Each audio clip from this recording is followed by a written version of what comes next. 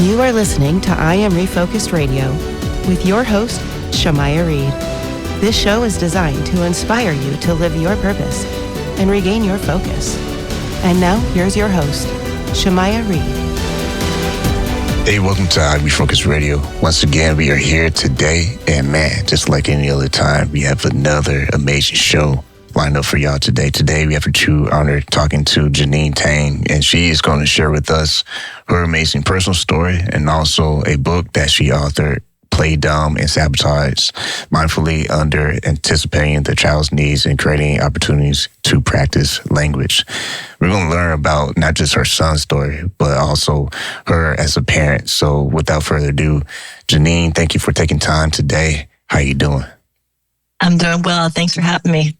I appreciate you being on. So let's jump right into this. Kind of share with the audience first a little bit about your professional background and how this book relates to a personal story with your son. Amazing. Yeah. So I've been a speech therapist for 23 years now. You know, it's been a long time, and my son just turned 12. So he came into my life. I was already in my career doing speech therapy, and he was such a perfect little baby, and he was developing fine. And unfortunately, when he was 13 months old, he had a fall from our bed, and it was just a very short 18-inch fall, but he fell in just the perfect way to create this very large brain bleed. And we had to rush him to the emergency room. He had an emergency craniotomy, and a few days later, he had a stroke. So, this perfect, wonderful child in a split second became disabled, and he could have died if he didn't have that emergency craniotomy. So we're very thankful to the doctor who did that surgery. But we had to live in the hospital for 3 months, and he just turned 12, but he still has a lot to struggle with and get over. He still doesn't use his right arm or hand functionally. He developed seizures a few years ago, and he has some balance issues with his right leg. So he doesn't, he can't do exactly the same things that other kids. And because of the brain injury and the stroke, he has a cognitive impairment as well. So there's so many things that are, stacked up against him, but he's such a strong and brave and amazing child. And, I think the universe gives you things that you can handle, right? It doesn't give you things that are going to topple you down and take you out. And I knew that if I was presented with him with all of these struggles, that I could handle it, because I'm equipped with being a mom and being a speech therapist, and he gets speech therapy pretty much every day, whether he realizes it or not. And I was already doing early intervention speech therapy, so I knew what services to ask for, how to get him those services as soon as we left the hospital. And, it's like it gave me also a better perspective as a therapist, being a parent of a child with a disability, because now I have a 360 view, of people with disabilities, children with disabilities, and I can relate to parents that have children with disabilities, or, parents of children that have impairments. And I think that's gained such a rapport with clientele. It's gained a rapport with how I work with my students and my clients. And it's made me a better therapist overall. So even though we've had a tragedy in our lives, I think it's really strengthened so many aspects that will be beneficial down the road. And with going through that situation with your son, for him to experience that at such a young age, and for you as a parent to have to go through that, kind of touch on the challenges that you had to go through mentally, managing, your career and having to pay attention to your son and his health needs. And what was that process like for you trying to navigate that? We lived in the hospital for 3 months, right? And I did not work very much at all during that time, because I needed to focus on my son. And, I continue to work part-time. I don't want to work full-time because I do want to be there for him. But I work about 30 hours a week between Monday through Saturday. And it allows me to focus on, spending time with him in the afternoons, getting him to do activities such as basketball. He used to do taekwondo. And it gives me like the mental space and capacity to be a mom as well as his full-time speech therapist, And for him, he knows he's different, right? He knows he's different. He's in middle school now, and he's such a strong person. But I know that even though he's getting better every day, he still struggles with social interaction sometimes, keeping and maintaining friendships. And sometimes he does get sad, but I feel like our relationship is so good, and his relationship with his dad is also very good, that he can talk to us about when he feels upset about something, and we need to, be there to encourage him to stand up for himself if he thinks someone is bullying him or teasing him, how to make friends, and, navigating that social aspect of being in sixth grade, being in middle school is so difficult. It's very different than elementary school. And, taking the time to make sure that he is confident as a child and be able to go day to day is really, really, really what's important for him right now. Once again, listen to I Am Refocus Radio. Talking to our guest today, Jeaneen Tang, and about her story with her son, Che, and also the book that we're going to be diving into momentarily, Play Dumb and Sabotage. This book has, like I said in the opening, a personal connection with you and your family. What was the thought process for you, how you wanted to structure the book and the flow of it for the reader?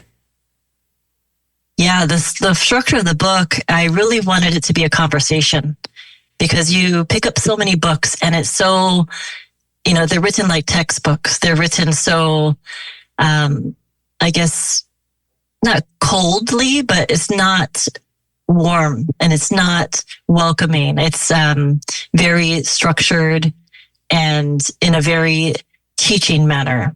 I wanted it to be a conversation that anybody could pick up. Whether you are a parent, a caregiver, if you're an auntie or an uncle, if you're a teacher, a new therapist, anybody who works or interacts with children.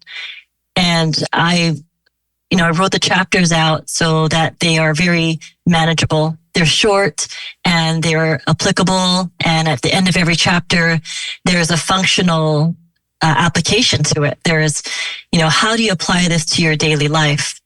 It's how to take that strategy that was taught and how do you take that and use it with your child or the children in your lives. So I wanted it to be real simple, functional, and easy for anybody to understand. When you look at the impact that your book potentially can have for readers out there, and also families who have a similar story like you, who may have a child who has an impact on their health and how they are navigating it in life, what do you hope that conversations that can spark in the community, especially and specifically for your book focus? I want people to read the book and have their mindset be changed just a little bit, right? It's thinking outside the box and being able to apply it to this group of children, any child, right? Whether it's a normal developing child or a child with disabilities, any child can benefit from these strategies. And the people who have read the book, tell me, I've never thought about it this way. I've never thought about approaching language this way.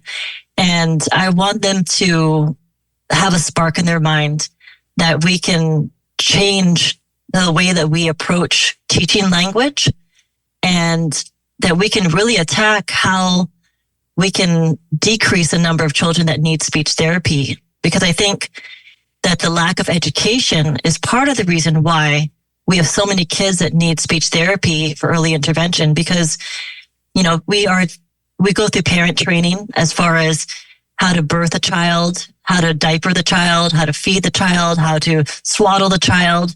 But we don't really learn how to interact with the child, how to introduce language, how to play with the child, how to utilize music and different methods to have the child understand and express better.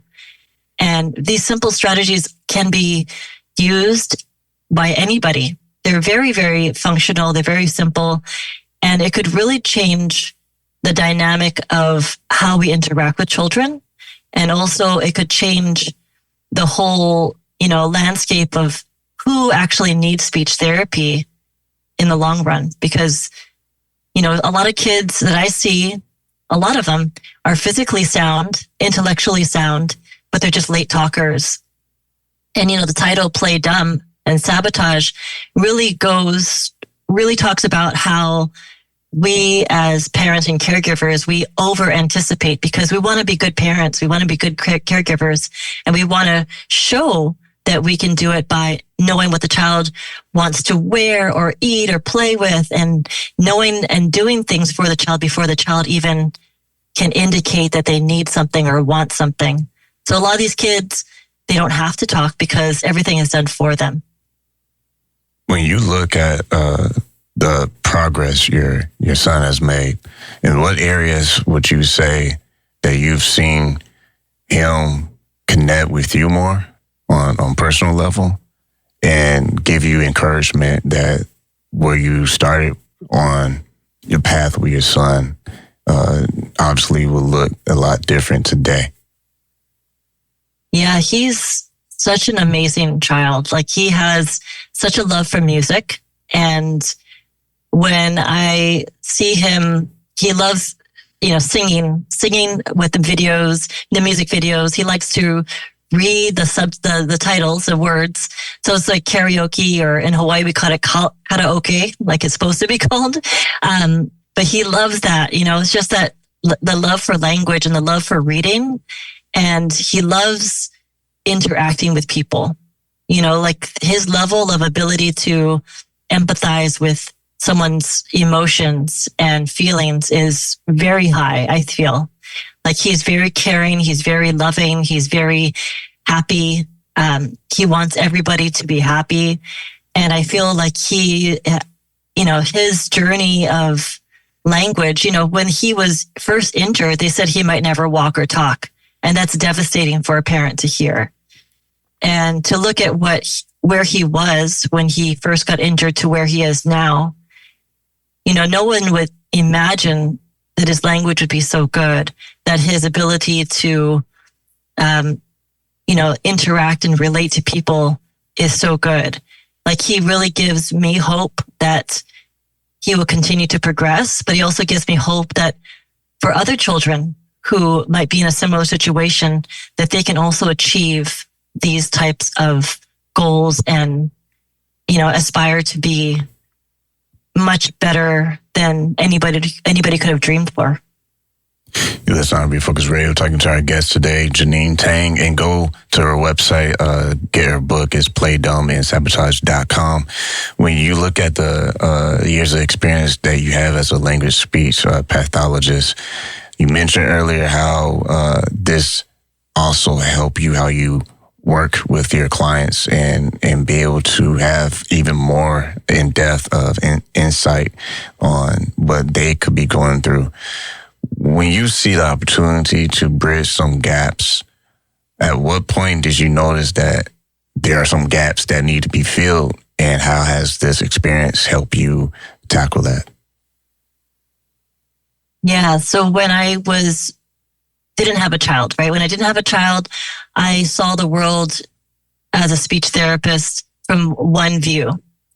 And I remember early on, I loved working with children with disabilities, but I was very thankful that I didn't have a child with a disability, And at the time, I didn't have my son.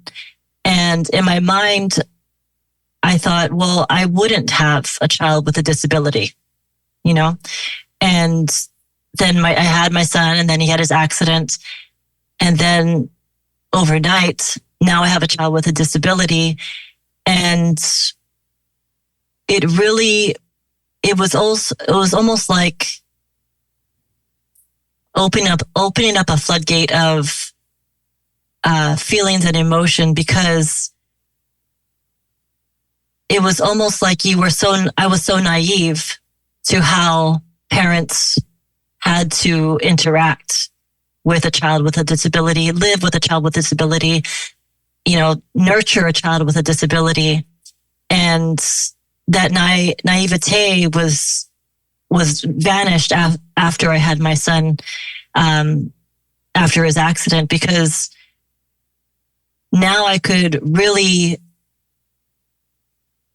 engage with other parents and truly understand where they're coming from.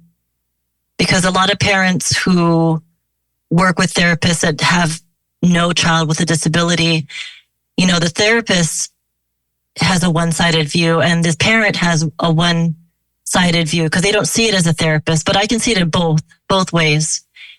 And I think I'm talking in circles a little bit here, but I really appreciate the ability to see both sides, because it does give me a 360 view. And even when I work with adults in the hospital, I had a parent in the hospital with their adult child, and their adult child came in because he had seizures, and the parent looked a little defeated. They wanted to take care of their child as best that they could. And all these hospital staff workers are coming in to work with his adult child, but they don't really understand him. They don't understand what the parent has to go through. But when I worked with that adult child, I said, well, my son also has seizures. And I could just feel that defensiveness and everything melt away from that parent. And it's that kind of level of rapport that you can only get if you yourself have a child with a disability. There's no other way to explain it. It's like this veil of, defensiveness and protective guard just disappears. And speaking of rapport, this book is a guide for parents as well. And when you took the time to craft everything in this book, from the illustration to how it was formatted, when you look at parents and their reactions to this book, what are some of the things that you're starting to hear that makes you feel like, wow, like this project was a success and is reaching people in a personal way? Yeah, when I wrote it, you go through this whole cycle of, is anybody going to like it? Are they going to understand it? Does it only make sense to me?